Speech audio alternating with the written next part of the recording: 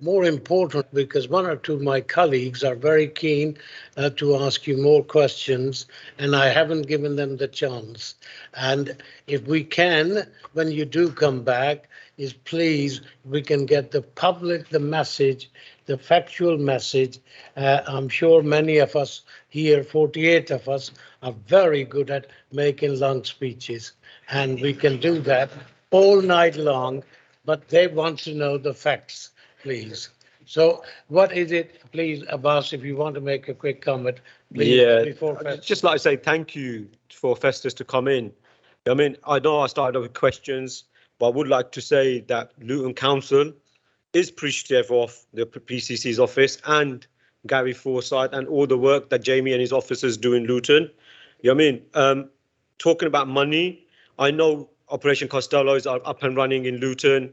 Operation Bison, Maze was recognised by the National Bedfordshire Police Force, which is operating in Luton.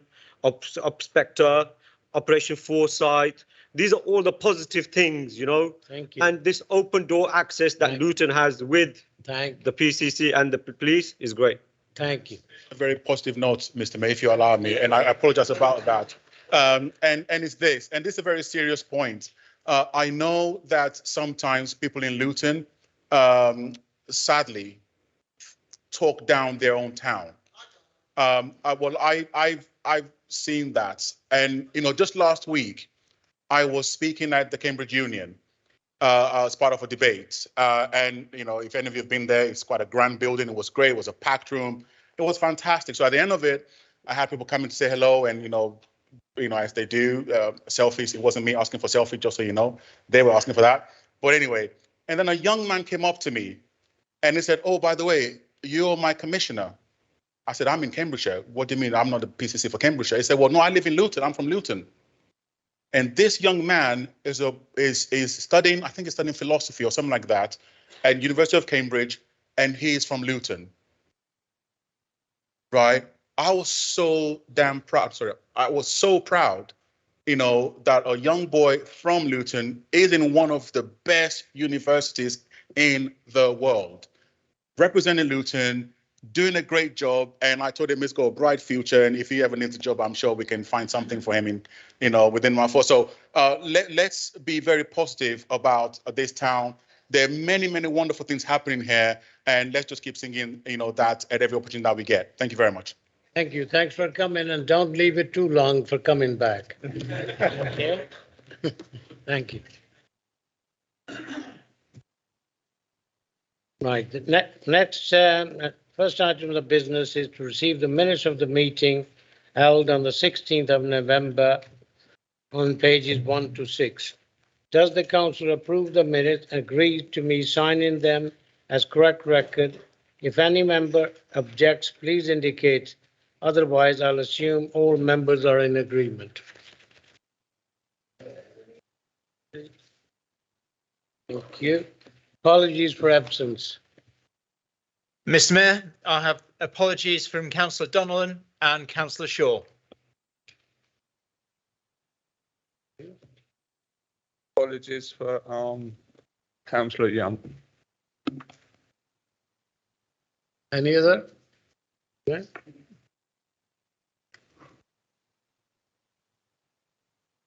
Right. Come down to the mayor announcement. Member, please note the voting will be by exception. Rather than calling out each member's name to record their vote, I will ask members to indicate if they wish to vote against the motion. If no member votes against it, I'll declare the item carried. The outcome will not be recorded in the minutes unless 6 members of the council indicate that they wish for this to happen in accordance with the Standing Order 20.2. It is my very sad duty to report the recent death of Dennis Keach, OBE. Keach Cottage Hospice, which benefited enormously from a generous £1 million donation given by Dennis and his wife Shirley in 1997, is well known to Lutonian. It has especially strong memories of nearly 1,500 children and their families who have been able to draw upon his inspirational care and support through some of the darkest time. In addition to this initial contribution, Dennis was a regular source of wisdom and inspiration for hospice, bringing energy and enthusiasm in the provision and support of terminally ill. He'll be sadly missed. Does any member wish to speak? Councillor Simmons? Thank you, Mr. Mayor. Yes, it's another great sad loss to see somebody of Dennis, like Dennis Keach, who's passed away recently. Although I didn't know Dennis as well as I obviously knew Bill, I do know of the good works that he's done in the town. He was an industrial businessman who was determined to help the town that his business was in. And I think he's been inspirational and very innovative in the ways that he's invested money and helped the people of this area. I know he was, the last time I saw him was at Bill Mackenzie's funeral, and that they were actually very good friends. So again, it's with great sadness at this time, and we wish all our thoughts with his family at this time.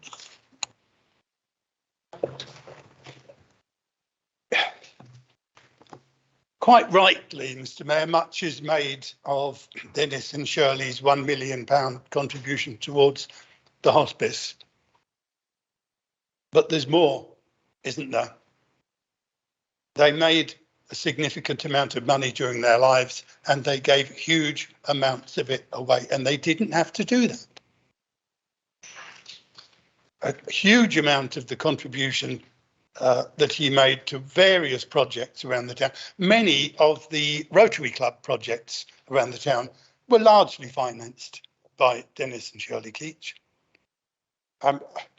He was anxious not to attach his name to them. He was content to take the satisfaction in seeing the benefit that was coming to the bandstand in Wardown Park was not entirely, but largely financed by the Keaches. And there are many, many other things around the town that have happened, many good causes that benefited from their generosity. And yes, they will be missed. And we, as a town, owe a great deal to Dennis and his wife, Shirley. I would ask members to stand in silence for a minute, please, in memory of Dennis.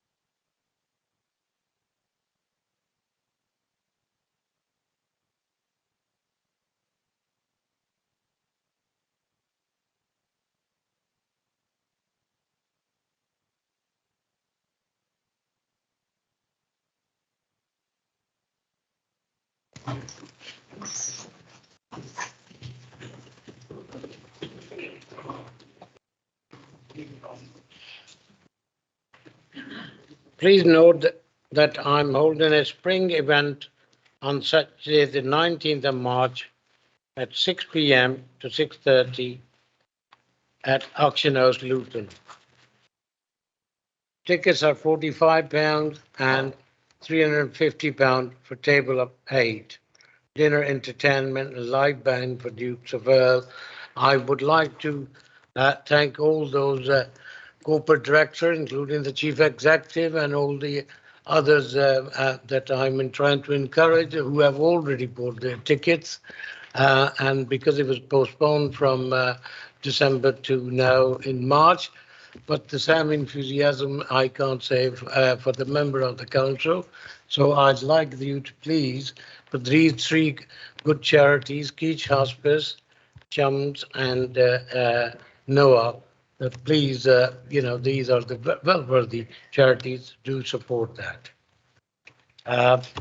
Can I ask, lastly, I just completely forgot in terms of that, one of the the corporate director has given a very nice auction donation for the auction for the mayor's charity. So I will name them at obviously when they've all done that. So thank you very much indeed.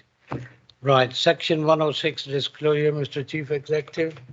Mr. Mayor, all members of council have been circulated with a list of items before the council this evening, which fall within the ambit of section 106 of the Local Government Finance Act 1992.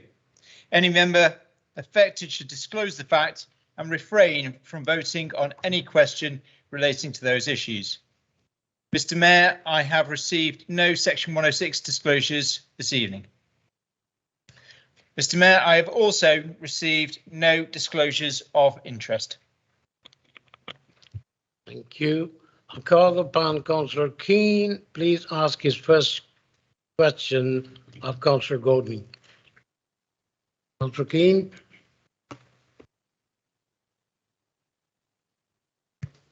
Thank you, Mr. Mayor. I'll try to be brief because I understand there's a football match on and certain people want to go to it.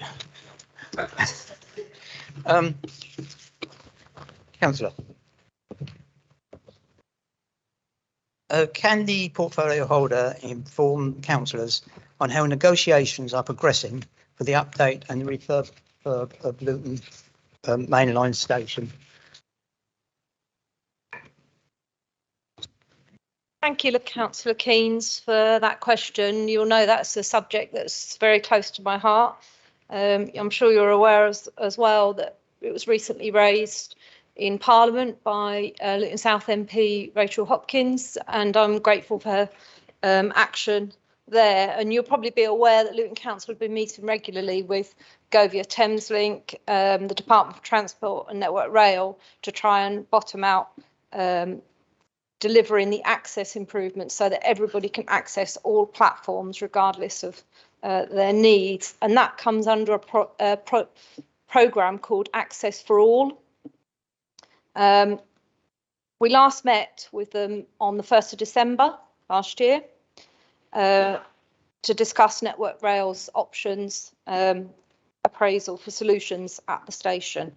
They've now gone away and they're progressing more detailed designs that they want to look at with their delivery team. And once that is complete, the project still has to be approved by the Department for Transport. So this is by no means a given that it's going to happen. It should happen under the Access for All arrangements, but it's still subject to successful completion of the design and obtaining those necessary approvals. And that's not down to us, that's the Department of Transport.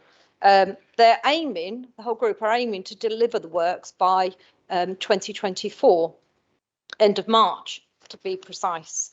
But obviously it depends on those approvals, the Department of Transport. But in regards to more significant refurbishment and regeneration, we want to see a better station. We want to see not just the access to the platforms, we actually want to see a better station on the whole. I think everybody's seen the videos and has been there when the rain's been pouring on their head and the grotty stairs, and well, I could just go on, couldn't I? Because you all know what that station's like. And we continue to discuss the ideas of improving that through that regeneration. However, there's the cost of it and the complexity of it that is probably quite a big barrier for us, and it will require suitable funding sources and agreement from relevant key stakeholders. So we are getting there with, you know, the wheels turn very slow. Trains are supposed to move fast. Train companies don't.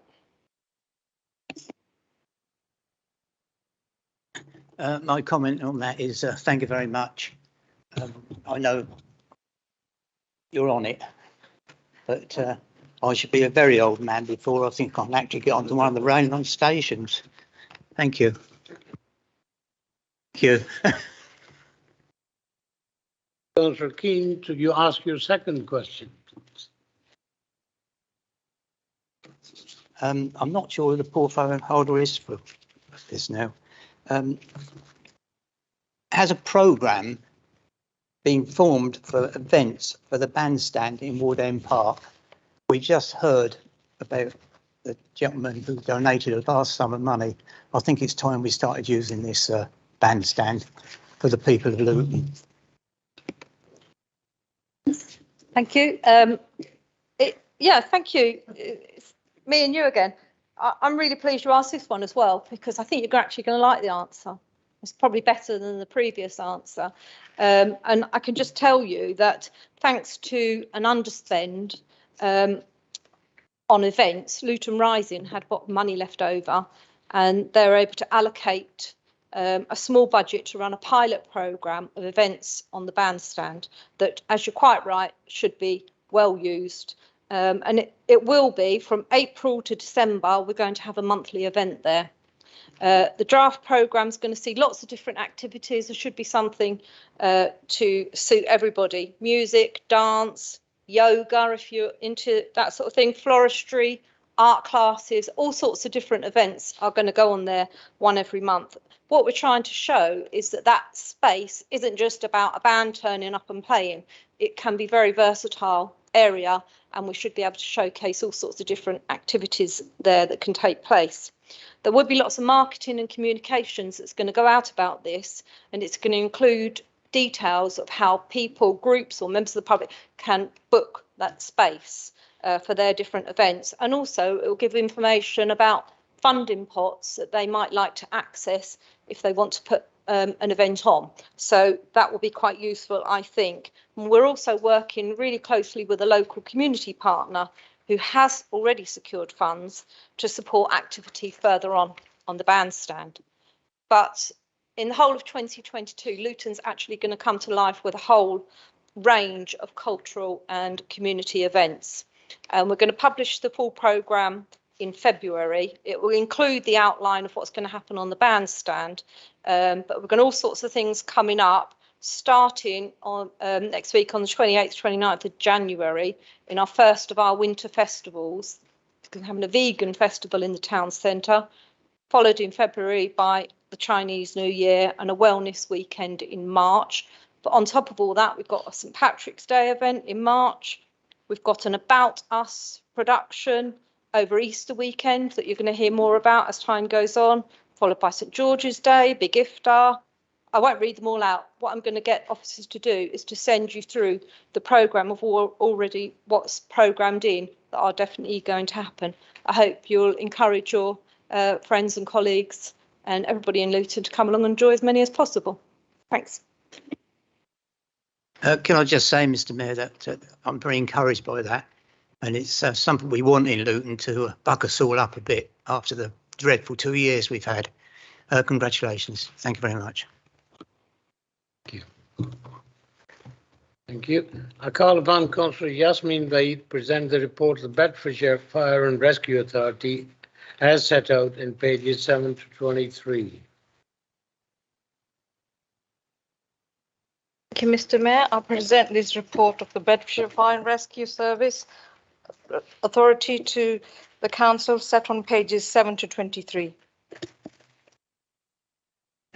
Is the motion seconded? I second that, Mr Mayor. Councillor Jarry.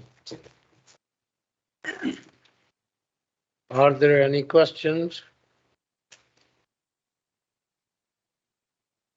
Does the council receive the report? If any member objects, please indicate. Otherwise, I'll assume all members are in agreement.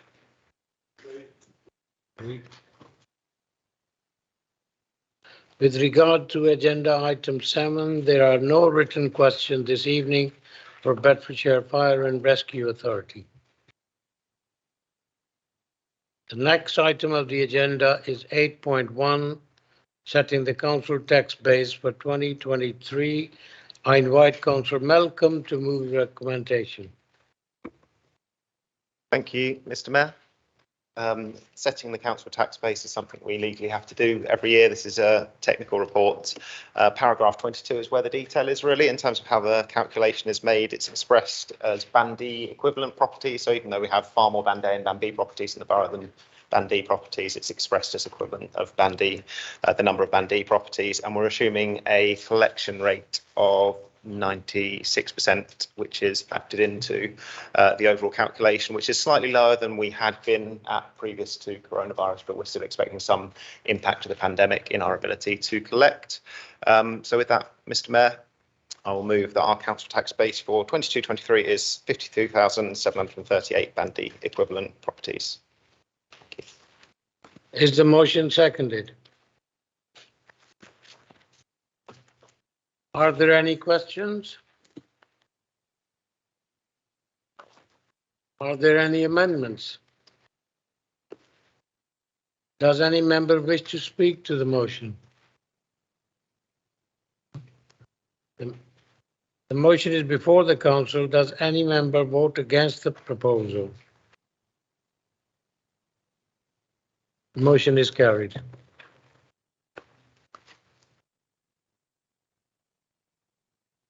The next item at the end, the agenda is 9.1, extension of 9 months interim appointment.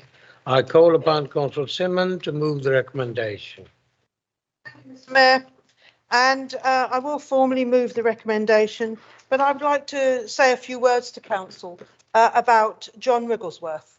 Most of you will know John Wigglesworth, who was the service director.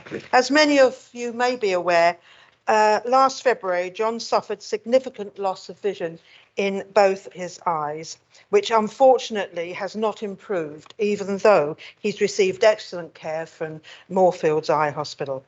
This has meant that John has decided to take ill health retirement and will leave us from his post on the Service Director for Education from April this year. John has dedicated himself to educating Luton's children.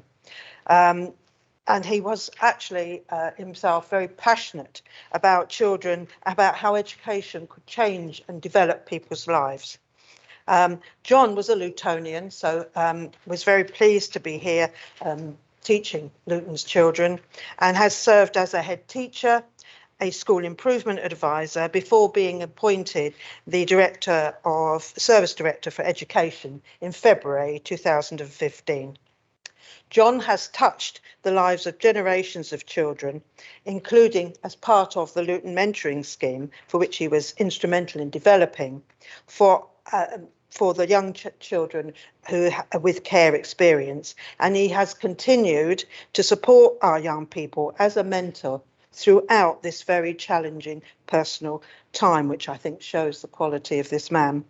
On behalf of the council, and I'm sure you will all join me in expressing our extreme gratitude for the work that John has done. He will be enormously missed, and we wish him well, both in his recovery and his future retirement.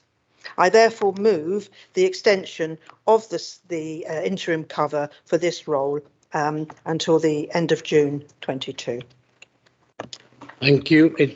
Can I just add, normally I wouldn't comment on that, but in this case, I have worked with John for more than 40 years on a governing body, as well as I was the first one probably in appointing him as a head teacher of Foxdale Junior School.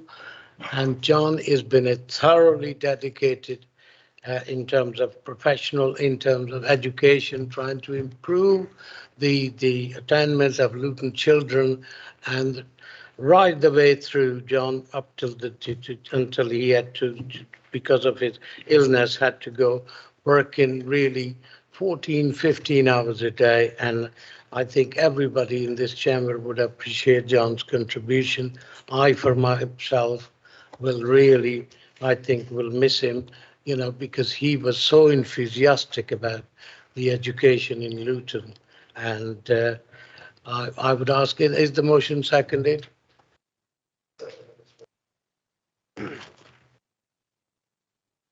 Are there any questions? Are there any amendments? Does any member wish to speak? David?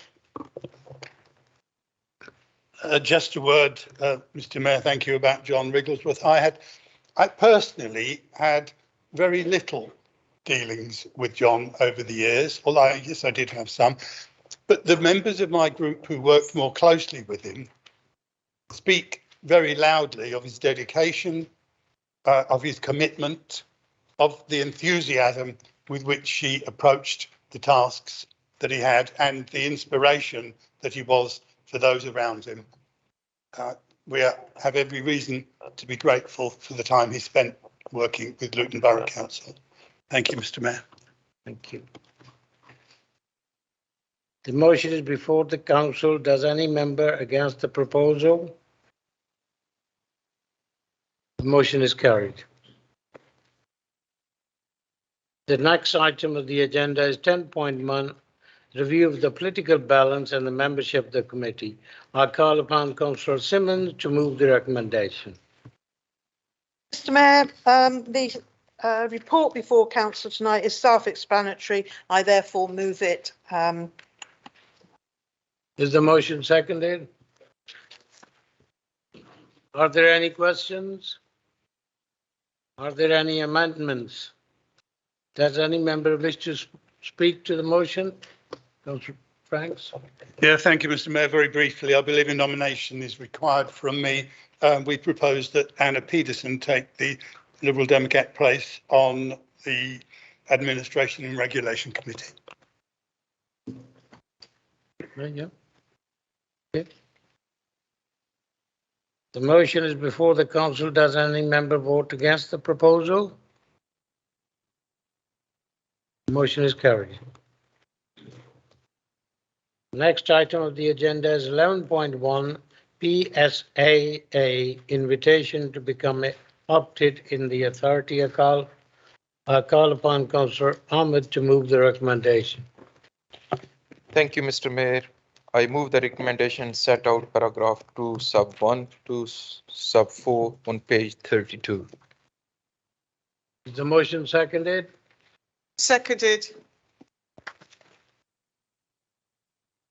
Are there any questions? Are there any amendment? Does any member wish to speak to the motion?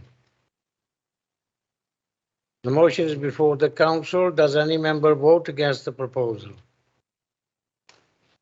The motion is carried.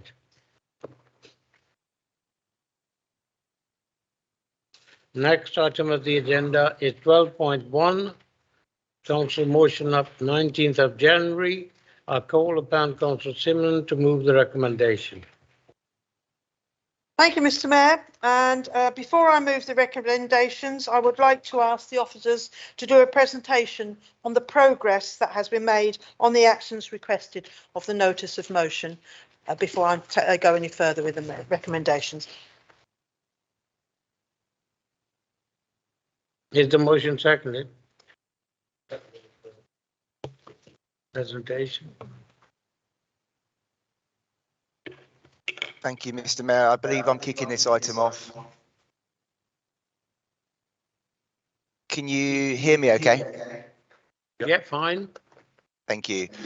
So thank you, Mr. Mayor, and thank you for the opportunity to present to full council this evening. Apologies I can't be in there in person. My name's Adam Divney. I'm the Service Director for Citizen Engagement and Legal Services, and we'll be taking you through this presentation initially.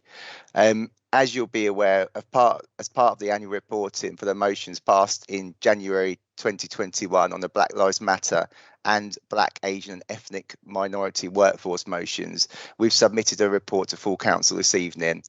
This presentation will seek to draw out some of the key progress areas from the report, as well as updating members regarding some of the ongoing plans we have for 2022. What I should note here is that given the cost-cutting nature and the importance of the motions, that we have several colleagues here to present from several service areas. I should also note that given the time we have this evening, the presentation covers both motions together. Next slide, please. Thank you. So by way of further context, it's important to note that these motions sit firmly within the town-wide aspirations around Luton 2040, within the area built around, within the area of a town built on fairness, and equally are firmly aligned to the social justice work programme, which I'll talk about shortly. Just to recap on the rationale for the motions, Firstly, we have the Black Lives Matter motion, which emphasised the council's community leadership role for responding to the issues relevant to the historic, structural and systematic racism, which was magnified in more recent times through the national and international protests witnessed around the murder of George Floyd in 2020. Whilst the BAME workforce motion focused on the importance of the council's commitment to BAME staff in the context of the need to develop a diverse workforce, reflecting on the town's community at all levels of the organisation, but especially given the concerns around the impact of the recent emergency budget reductions and restructuring.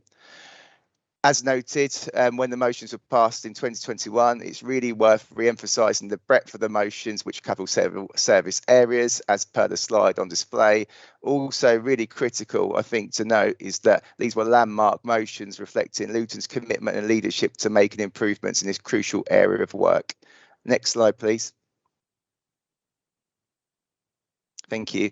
As alluded to already, the motions have aligned with the council's own commitments to strengthen its strategic work to promote social justice as a part of its community leadership role in line with the 2020-40 vision. I hope what comes through strongly in the report is the progress that's already been achieved, albeit some work to do. I think we'd all acknowledge that, but also the really exciting programme of work going forwards. I've got 4 key points to make on this slide before I'll be handing over to my colleague to take us through the next couple.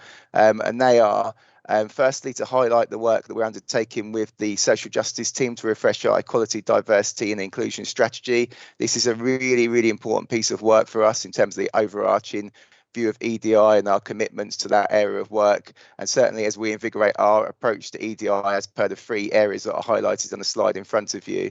As part of this process, there will be significant community engagement, such as the EDI community focus groups we've already convened across the key protected equality characteristics. To date, we've involved over 200 residents from a wide range of backgrounds in this, and there's lots and lots of groups going forward, lots of engagement as we seek to refresh that strategy now by June 2022.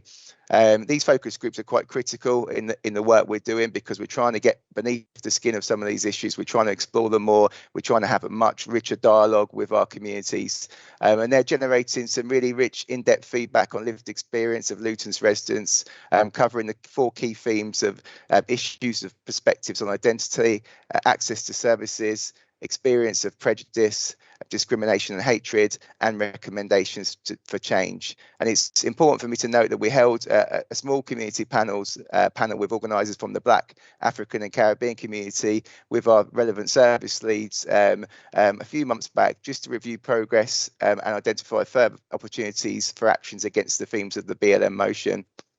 Second point here is that we've recently recruited our new equality, diversity, inclusion coordinators, which will be our champions within the council. These are 12 people, real commitment from the council, 12 people from each part of the organisation, providing increased capacity, fresh perspectives to drive our EDI work forward and help shape that strategy. Third, in line with the EDI coordinators and the strategy itself, we've launched a new EDI board, which is chaired by the executive lead of the council, Councillor Simmons.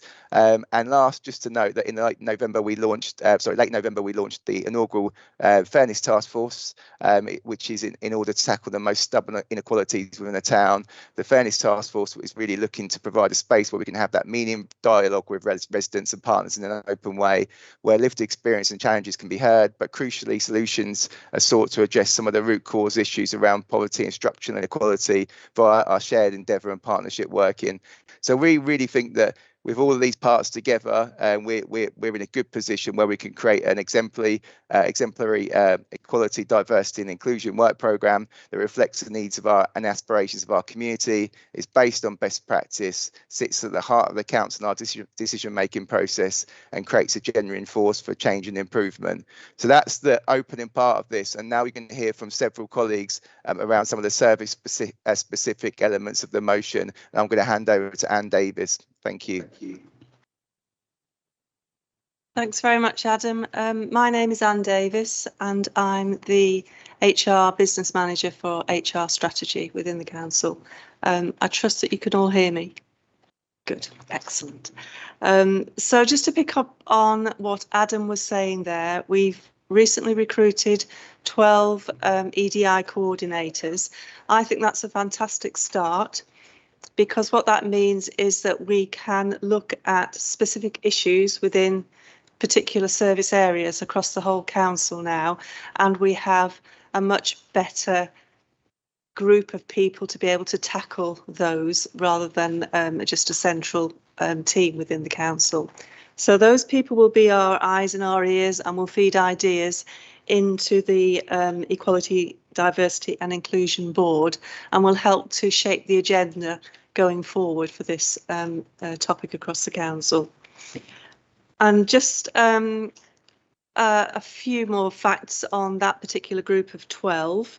There's a good spread of male and female across those 12, and also 8 of them are from BAME backgrounds, and the other 4 are white. So we've got a great spread of people and thinking across those 12. We have a large task in terms of developing the strategy around this whole agenda now, and the EDI coordinators will be instrumental in delivering the action plan as part of that strategy.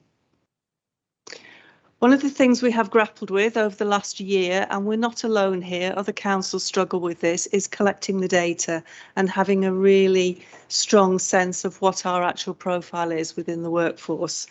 We have traditionally had a number of people who, for whatever reason, haven't given us their data, and that's not just on ethnicity.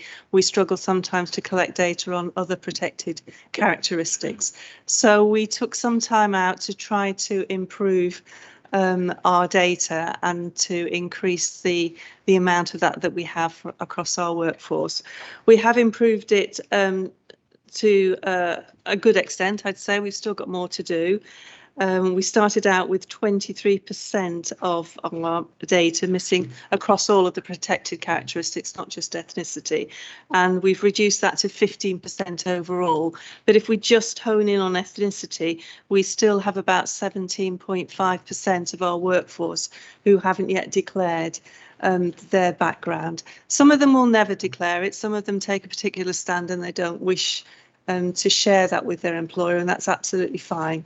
But we still think there are some people out there who simply haven't had the opportunity, or we haven't approached them in quite the correct way.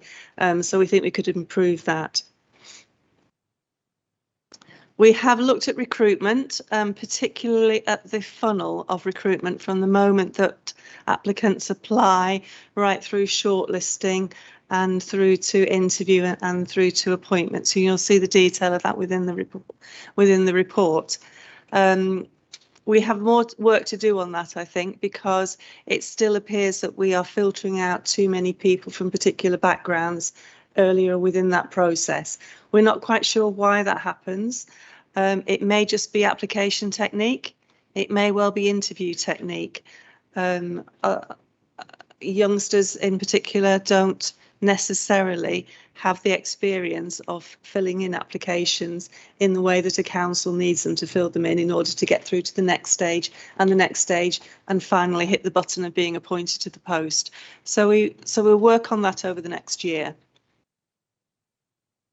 We have increased the BAME proportion within our workforce by the 2% that we were set as a target last year. It started at 26 and rose to 29% of the workforce by Q2. It's actually slipped back a little to 28%, but we're still on the 2% at Q3. However, we still have a gap to bridge in terms of the local population, which at the last census, 2011, was 42%. So we still have quite a road to go there in terms of making sure that our workforce is truly representative of the local community. Senior management, it's even lower. It's 17% of our senior managers have declared themselves at BAME backgrounds.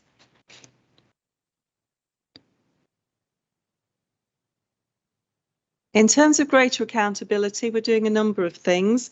We're developing smart objectives for corporate directors and service directors, such that we can look at particular EDI issues within their service areas and for them to have objectives to tackle those. The competency framework that we're developing also links into the EDI strategy. And we're looking at accessibility in terms of training. We've had a strong push on unconscious bias training, and we now have around 30% of the workforce have attended the unconscious bias training, but we need to push in order to roll that out further. Overall, 32% of all of our attendees, and bearing in mind that some people will attend courses more than will attend more than one course throughout the year, but 32% of all of our attendees across all of our council training are from BAME backgrounds. And the other thing that we're doing is looking at engagement with the community. We've got a few exciting projects. Our virtual work experience programme, which was online with the schools, started before the pandemic and is continuing, and it is set to be quite a thing, I think, for the future in terms of schools engaging with us and their young people. We are a cornerstone employer, and we're looking at extending our reach in terms of the community and attracting youngsters into the workforce. Next slide. So what do we do now? We've made a really good start. We've got our building blocks in place, but we need to keep delivering on this plan. We need to drill down in more specifically into particular ethnicities. At the moment, we're looking at BAME, but we have quite a lot of information whereby we can drill down further into those particular ethnicities. We will continue to work with the community, particularly with young people and attracting them into the workforce. We have, as many local authorities have, quite a skewed workforce in terms of age. We have a lot of people in the 40 to 50 plus age range, and we need to make sure that we build the workforce for the future when those people leave. We will have a new workforce strategy shortly. That's being developed and due to be delivered fairly shortly. And we will look at career progression within the council, particularly any obstacles or barriers that seem to be in place for people from BAME communities. And we need to look more carefully at that recruitment process and to look at our recruitment approach to streamline it, make it as simple as possible to allow more people to get through those early stages of the funnel. Thank you. At this point, I'm going to hand over to Paul Senior.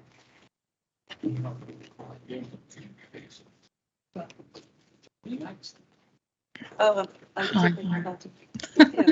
good evening. Yeah, I'm sorry. That's okay. Lovely to speak to you this evening. I'm Fiona McGlone, and I'm apologies to be joining you remotely. I'm speaking on behalf of Luton Rising and London Luton Airport, and really welcome this opportunity to give you some further information about how we're approaching this with our airport operator and using the airport as part of a whole-scale approach to getting this workforce strategy to be adopted as part of some of our key Luton employers. And there are no other key Luton employers more so than at the airport. So you'll be we're pleased to be able to confirm to you that we continue to work constructively and very collaboratively with the airport to find ways where Luton residents can actually find out about more opportunities at the airport. One of the blocks that we found when we first began to look at this issue was making sure that people, Luton residents in particular, were aware and prepared for those future opportunities. And so we've been finding different ways of doing that, including different social media and transparency around that, making sure that that information is going back into our communities in the right way. Local recruitment is the key route for the vast majority of jobs that the operator in particular is appointing to. And so we've recently made a change as part of the commitments between us and the operator, so that local recruitment is the key process to do that. So the airport operator not only uses their own site to advertise their vacancies, but they push all of their vacancies now forward to Luton Borough Council and use the council site as a key platform to find locally suitable candidates. And their commitment to this is such, and I will tell you a little bit about the success of it. The commitment is such that they cannot go ahead and nationally advertise until no suitable community candidate has been found. So this isn't about having Luton residents know in advance about opportunities. This actually is a very proactive process that says only when there is no successful candidate will it then be advertised nationally in papers and promoted through that way. And that goes for the vast majority of jobs that the operator is placing. And to do so, they're working very collaboratively and very successfully with the council's own team, and also with Passport to Employment. And using that whole airport approach, then there's been a recent job fair at the airport where not only the operator, but actually all of the other employers that were seeking recruitment at the time gathered together to have that local airport job fair process, which was really successful. In fact, there were so many people that they were queuing in the car park in order to get into the job fair and look at those opportunities. And there's been a really successful outcome from that. So that high volume of interest really was welcoming in the process, and most of the opportunities that were presented were capable of being filled, and the skills identified that were necessary within that local within our local community. That was for us a really excellent result and a really good opportunity. In fact, many members of the council were there as part of that. So good to be able to report those positive practical things that are already taking place. Lowell has established now a 10-year corporate strategy, which has been really helpful for giving that whole backbone for how equality, diversity and inclusion becomes part of their operation. And so within that, there is a detailed recruitment people plan, they're calling it, for 2022. That people plan sets out in really detailed ways how they not only approach recruitment, but also how they're managing diversity within their workforce. The plan will come forward for Lowell and for the council, working with involvement from council colleagues, for our approval before it's cemented. And that then becomes something by which we measure year on year changes in the workforce and the ability to ensure that we have better representation throughout that period. So there are increasing annual percentages based on representation and a more diverse workforce. These are commitments. So we've talked about a collaborative approach. We've talked about working constructively.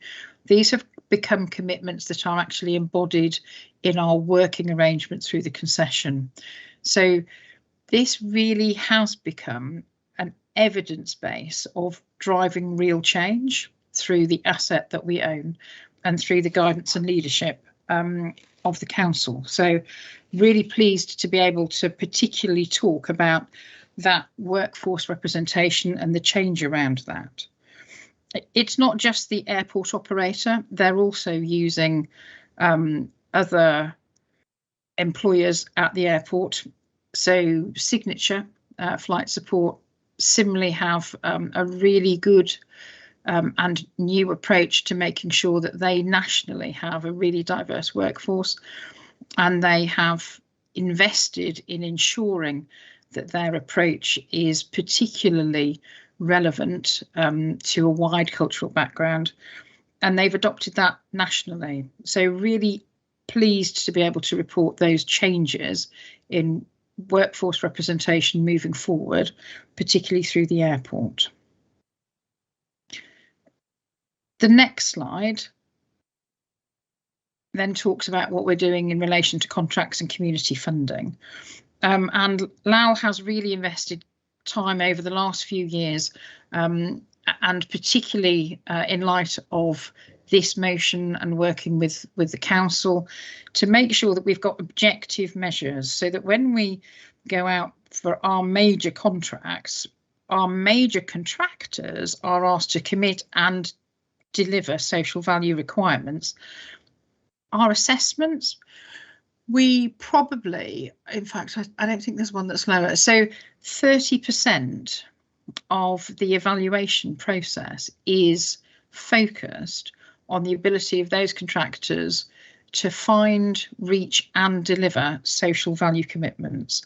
And there are penalties for payments for them not delivering against processes that they put in place.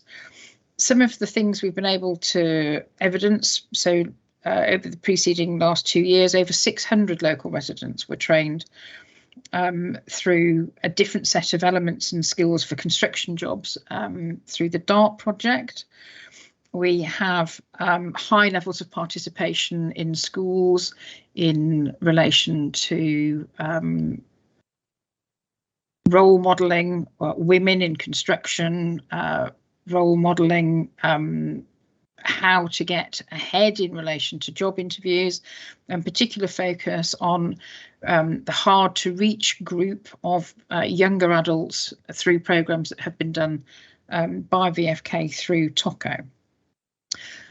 And our work with local suppliers has meant, for instance, a Luton ball bearing company in Luton that I was unaware of has been adopted through the supply chain for the DART, not only in the DART in relation to the very many ball bearings that we need in the movable joists along our DART stretch, but actually that ball bearing company now will provide ball bearings for all of Doppelmayer's UK-based projects.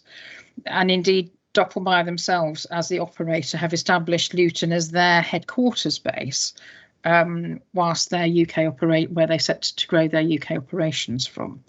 All of these are key things that come about through the social values that are part of those contracts.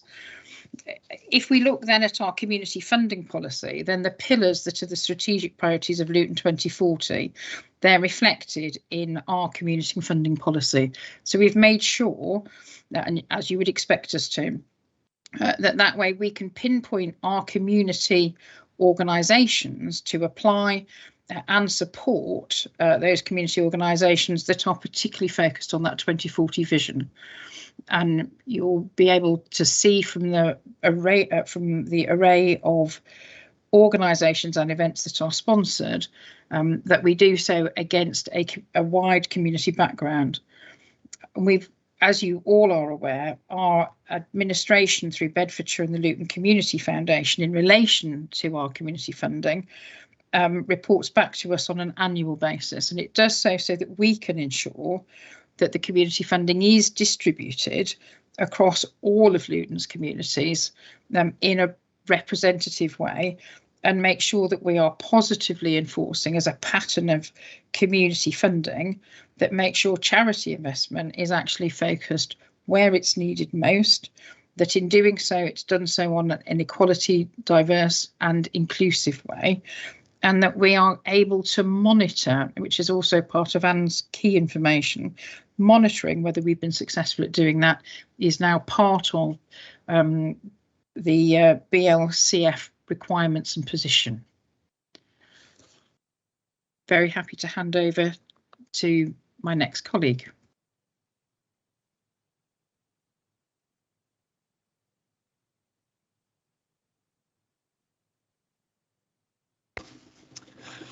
Hi, good evening, Mr. Mayor, councillors in attendance, and also colleagues also in attendance from Luton Borough Council. I'm Paul Senior. I'm the Interim Service Director for Education. So I'm going to talk a bit about the education system approach to this agenda and how it plays out. I'd like to begin by having on the screen a quote. Many of you will know Marianne Wright Endelman for her work the US children's rights activist, and many famous quotes. And she's influenced, as many of you will already know, great leaders such as Martin Luther King Jr., Hillary Clinton, and many others. So I think this key quote is something that embodies the education system approach to this agenda and how we systemize this, and the role of education, not just as a passport to improving and optimizing the chances and the life choices of those children, young people and families locally, but something important, and we seek to improve outcomes consistently. Can I have the next slide, please? The approach undertaken from the Luton education system leaders is to work for our schools and settings to achieve results through the work of schools and settings. And my officers, my teams at the education department work closely with our system leaders in providing a framework, if you like, the tools, so we have that curriculum-based approach in our schools and settings. So this agenda isn't just about one day of the year, not just about a month, Black History Month. This is something that's embraced throughout the duration of the year. This curriculum-based approach, as we call it, is a system. So for those of you who haven't yet had the opportunity to do so, I would ask, play around with that, use that link, go into the pack there. There's lots of resources, lots of rich information, films, materials, stuff you can download, stuff that our teaching professionals are using, stuff that parents and carers are using as well. So if you haven't done so already, please do familiarise yourself there. You can see the bullet points on that slide there, some of the materials that's covered just by simply going in there. So please do familiarise yourself. There's some really good information. The colleagues at the Department for Education have actually been quite complimentary about Luton's curriculum-based approach in this space. And as I say, it's about a system. This isn't about an individual, it's not about a team. It's not about individuals. It's how we as a system enable and empower our 77 schools locally to embrace this agenda the whole year round. So please do familiarise yourself with this system, with the resources that's available via that link if you haven't done so already. Could I have the next slide, please? And in terms of the breadth, we say lots of organisations are involved, and there's some real history lessons there as well. And as I said, really, please do familiarise yourself with it. We're working with other local authorities as well. This has been shaped with the Black Curriculum organisation as well, which is important, but in close links with Hackney. I'm a former director of Hackney Local Authority, and also we're looking at working with other local areas where we can overlap and share practice on what works, and see again, can we maximise our approach in this area? So really, I don't want to spoil it, because I'm sure you're all, when you finish this meeting, you're going to be jumping on that link if you haven't done so already, to familiarise yourself with it. But please, I'm the Interim Service Director for Education. I'm happy to take any comments or questions directly outside of here if colleagues wish to follow up with me directly, or I'll put you in touch with a relevant part of the team or system. But please do really familiarise yourself with it. Okay, there's a lot of good information on there. We've been complimented on this at a national level. Local head teachers and system leaders are using it. But please do take a look when you get an opportunity. Thank you.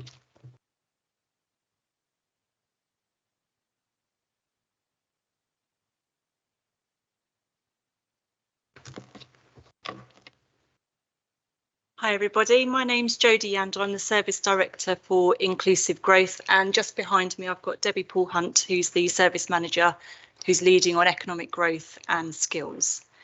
And we're here today to talk about motion point 7, and that's around working with the Black community to promote access to employability, enterprise and training for young Black people, specifically those traditionally disadvantaged in education and the job market as a result of racial discrimination. And I know we're a bit limited on time today, but just wanted to pick out some of the points of interest for you. So firstly, to touch on the new employment and skills strategy for Luton. Now, this is a partnership strategy that's under development. Really pleased to say that it will be going through the committee process in February, March time. And this is a strategy that's been under development for the last 6 to 8 months, and has been through a really rigorous process of co-design with key stakeholders. And that's ranged from employers through to community groups, providers, young people, and beyond.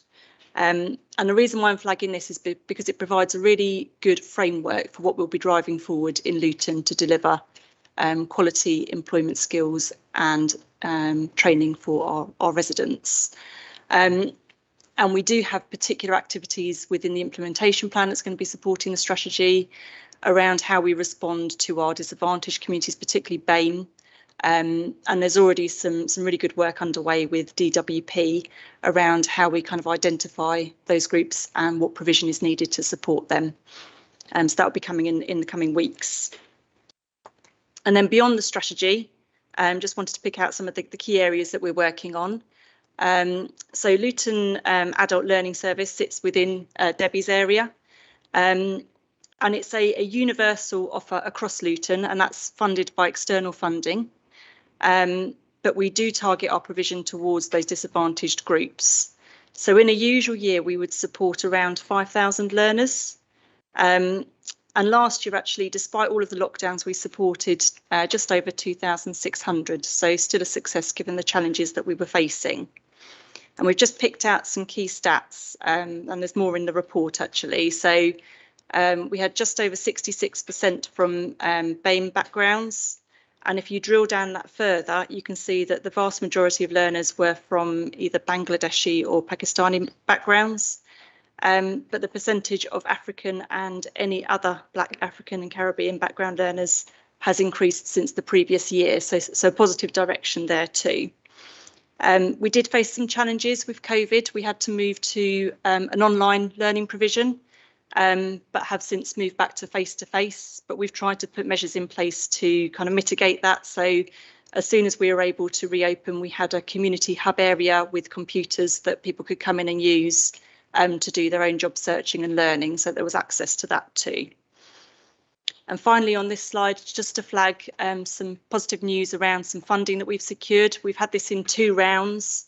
The first round, due to its success, we were able to secure some additional funding. And we've got a total of just under £450,000 of government funding to deliver ESOL training, which is English as a second or other language.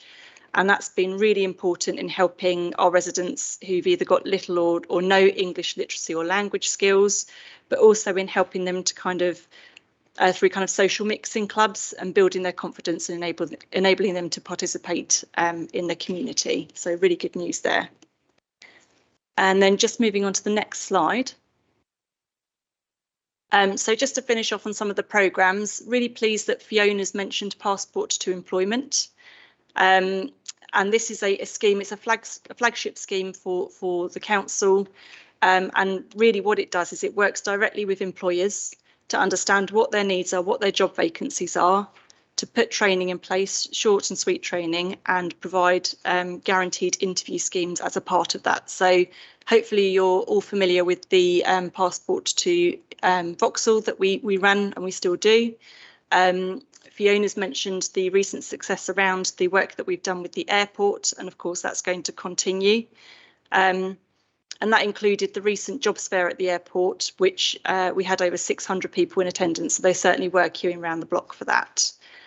So that's a programme that will continue to deliver, will continue to drive forward and expand our employer engagement, and will be one of our kind of key routes to making sure that our local communities have access to local jobs.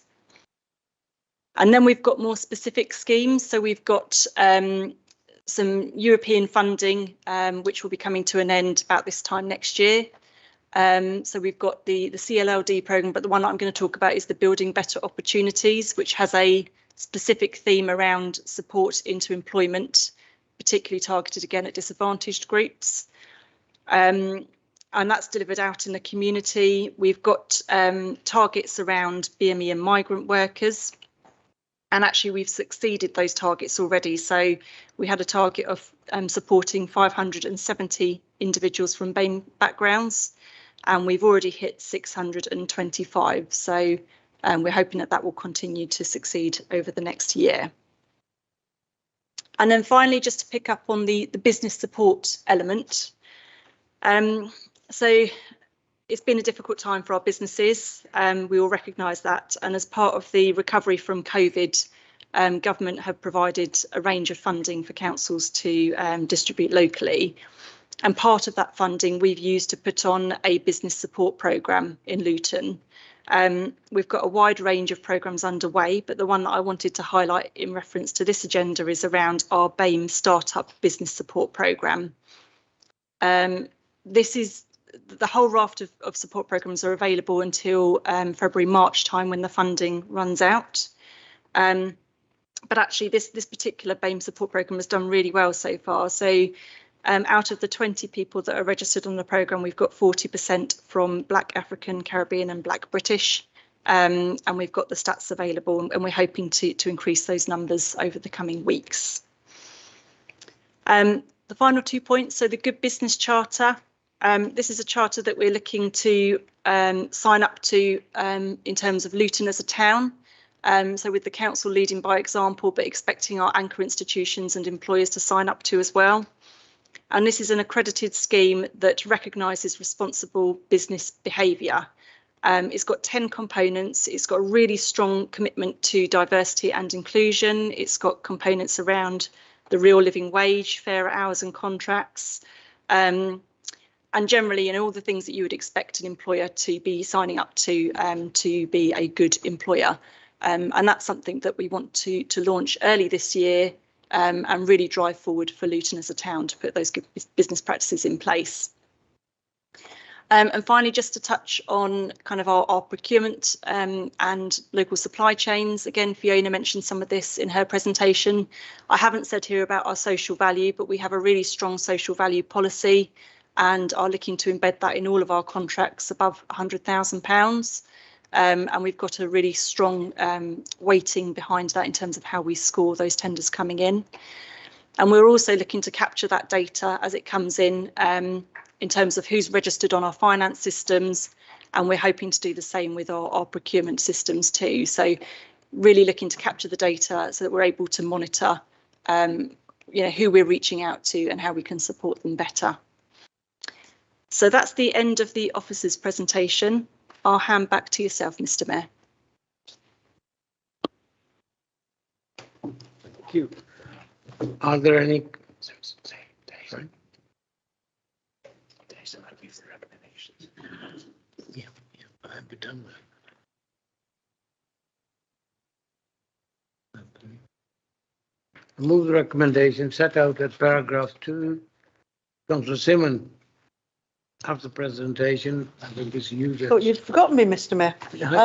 I'm not going to keep members for long because obviously we've got other items on the agenda, but I'm sure we all agree that it's been a fantastic start on this agenda. Still lots and lots more work to do, but I thank the officers for all the work they've done and for the teams that have worked with them, and look forward to seeing how the Equality, Diversity, Inclusion board and members develop over the next year, and we'll do an annual report back as we promised to council every year.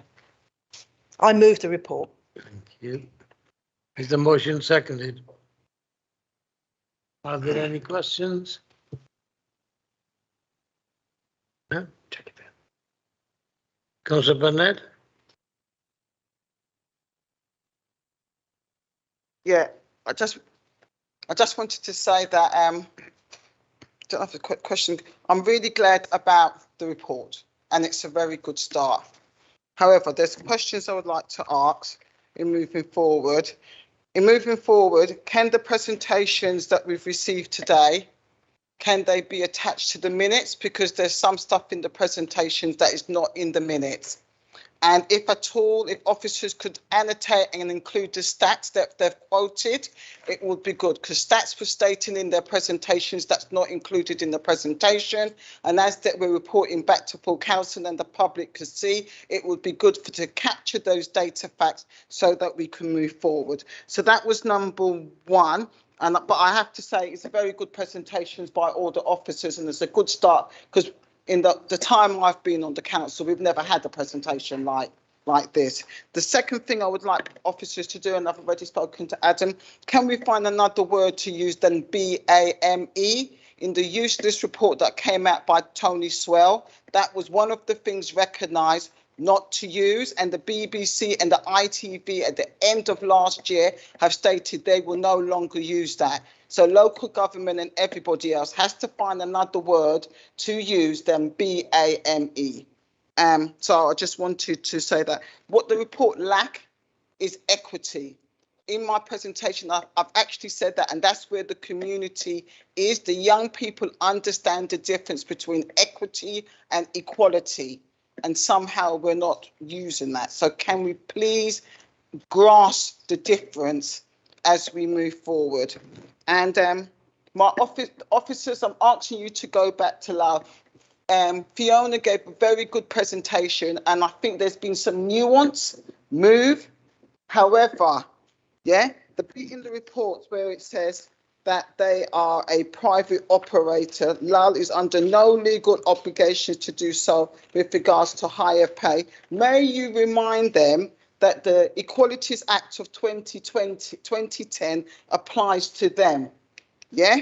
And as the company is owned by Aoni, which is a Spanish company, which is owned by the Spanish state was involved in slavery.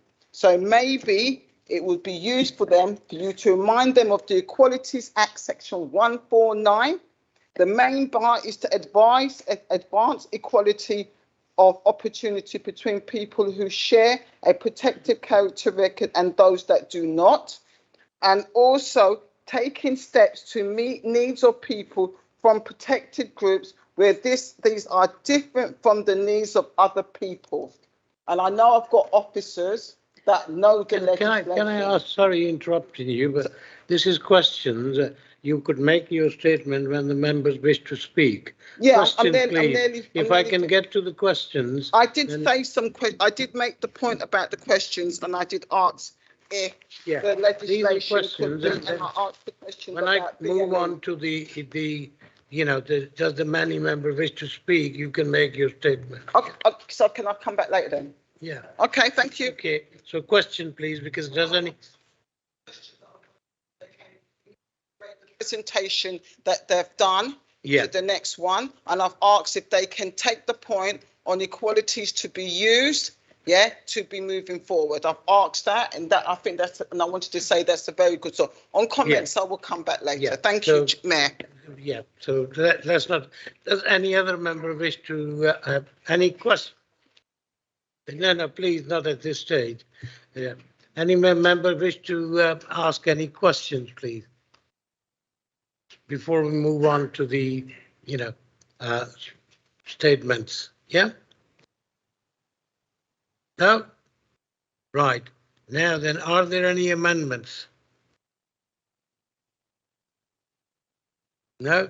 Now, does any member wish to speak? And this is where you can make your statement. Do you want to respond to what has been said, Councillor Simmons? Or do you want to add towards the end?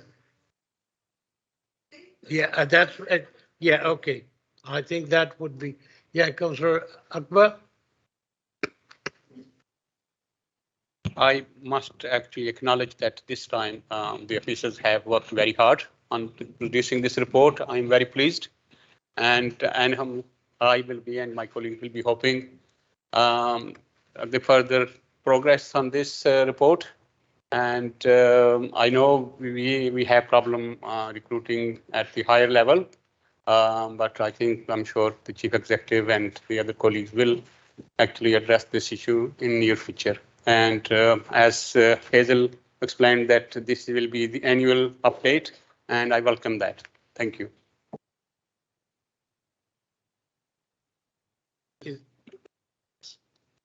Yeah, Councillor Basu. Yeah, thank you, Chair. I'd just like to. Can you stand up, please? Thank you, mate. I'd just like to say that Adam, Merrick, and all the officers have worked really hard on this motions, and this is our first presentation as well. So it'd be good, and we are definitely going in the right direction. So it'd be good to see the next year's presentation. We can align them together. Thank you. Anybody else I've missed? Merrick, you wanted to clarify something? Okay, thank you. No, I think you wanted to make a statement, and then you can. I think Councillor Burnett wants to make a final statement, and then you can wrap it up. Yeah. No, I just wanted if the officers can go back to Lal and Aon and remind them, even as the private officers, with regards to the equalities duties, and also that the Black Lives Matter protest didn't just happen in the UK, it also took place in Spain, and they're a Spanish-owned company, state-owned. Thousands of people took to Madrid streets to protest in June last year.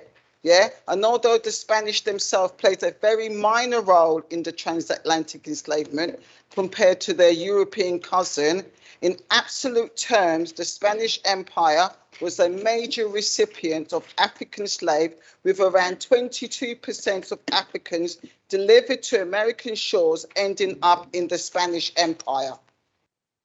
Therefore, Aon, the company being the world's leading airport operator by numbers of passengers, they are our client, we are the contractors, they can do more. That is the main point. Can the officers go back? And it's not acceptable for them to say they're a private operator. Since the protest, companies like PwC, JP Morgan have been doing positive action initiative, specifically focusing on recruiting young people from the Black community. And I asked the officers to go back. It's all over the internet. Thank you, Mayor. Thank you. Right. Thank you. I take on board the points Jackie's made about the presentation stats. They will be sent, the stats you've asked for. The use of the BAM term, I think that's something we'll take away and look at. The issue around equity and equality, yes, that will be is on the agenda. In terms of Aon and the airport board, I thought the presentation Fiona gave was excellent on the journey we're on, and that they're on that journey with us. And I think this is the first year. The motion came out last year. This is our first year, and I'm pleased with everything that's been put forward by everybody tonight. And I think we should be pleased with the work our officers have done during a very difficult period for the council. So and also for the airport at that time as well. So we take on board the points you made, Jackie, and we'll respond back to you. Okay. The motion is before the council. Does any member vote against the proposal? The motion is carried. The next item of the business is notice of a motion, agenda item 13.1. I call upon Councillor Khushi to move the motion. Thank you, Mr. Mayor. Violence against women, action for the 1991 gang rape victims of Kunan and Kashpura village. This motion requests council to raise awareness of the plight of the women in Kunan and Pashpura village in Kupwara district in Kashmir. These women and young girls have been fighting for justice after being raped in 1991. Human rights organization determined that at least 23 to 100 women were gang raped by the Indian Army in a horrific event. These women have never received any support from the government of India and still await justice, as the case remains unheard in the Supreme Court of India. The psychological effects of this have tarnished their lives. Although we cannot change the past, this council can help to raise public awareness of this gracious event. This council condemns and abhors violence against women in all forms and whatever and against whomever it takes place, and requests to our both local member of parliament to raise this issue in Parliament and take all reasonable steps to support these women in their campaign to obtain justice. Thank you, Mr. Mayor.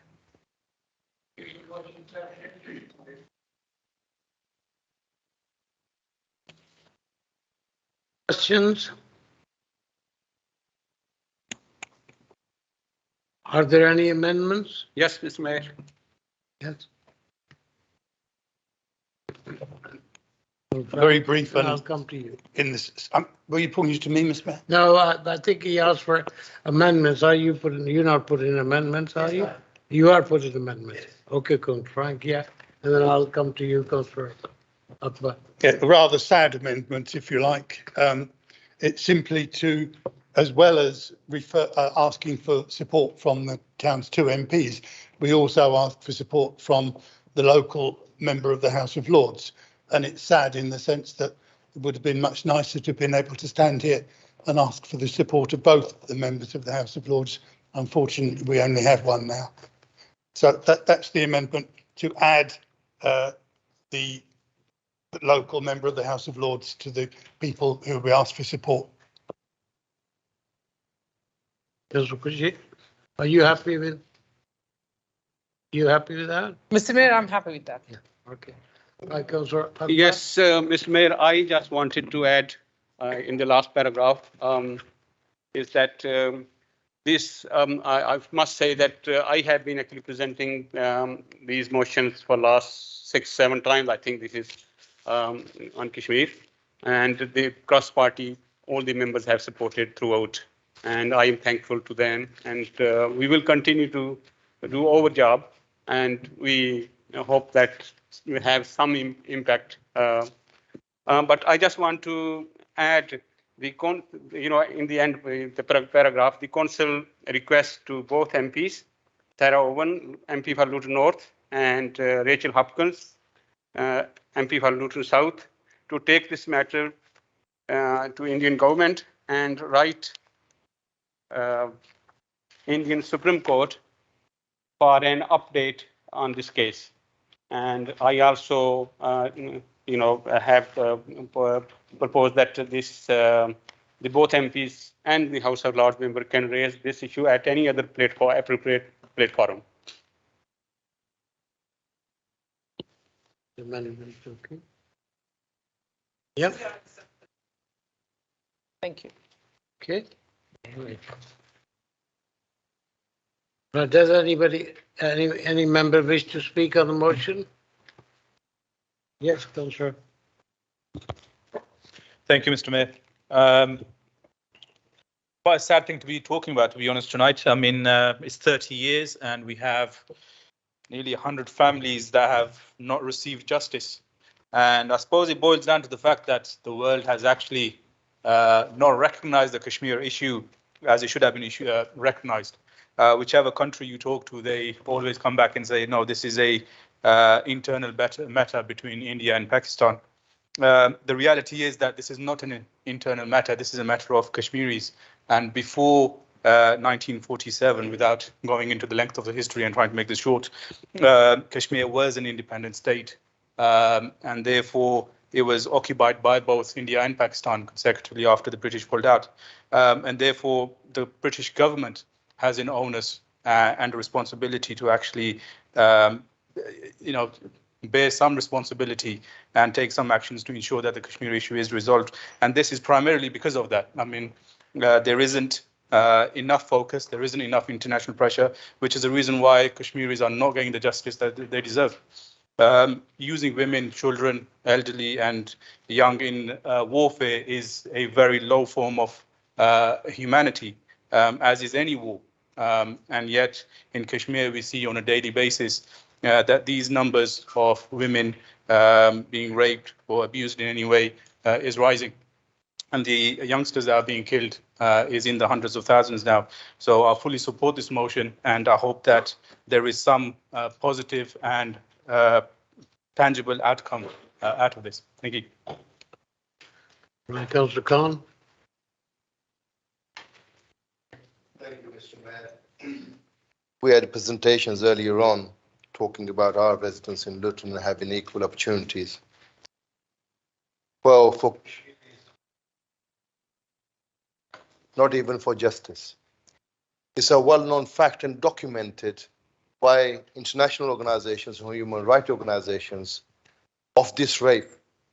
And yet, Indian government, Indian justice system has not served justice. It's about time that not just us, the world takes notice. And we ask our parliamentarians and everyone to do the right thing, to become the voice of this voiceless people, and talk about these injustices in every platform, so that we put pressure on the Indian government to serve justice to not just these women, but victims throughout this struggle, and also to do the right thing and enable the Kashmiris to have a voice to decide what they want to do to their future. And that will put an end to all of these kind of abuses. So therefore, I support this motion. Thank you.